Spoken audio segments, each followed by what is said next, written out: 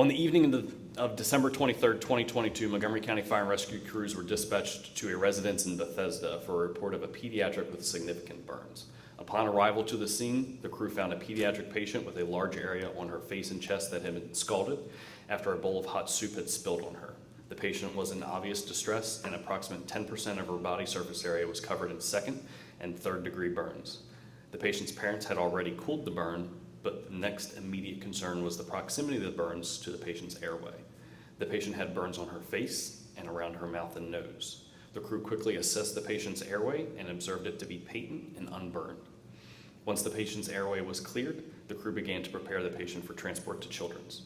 The patient was wrapped in Mylar blanket to prevent heat loss and was given ketamine and fentanyl for pain management.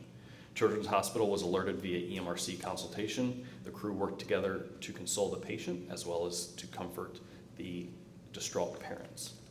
Upon arrival to the hospital, the patient care was transferred to the hospital staff. The patient's burns were debrided and treated. The patient was monitored for pain and infection.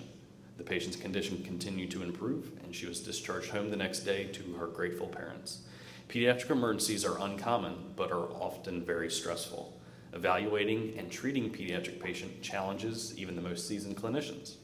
The ability of these clinicians to manage a chaotic and emotional scene, perform basic and advanced life support interventions, and demonstrate professionalism and compassion to the patient and her parents had an important role in the positive outcome of this patient.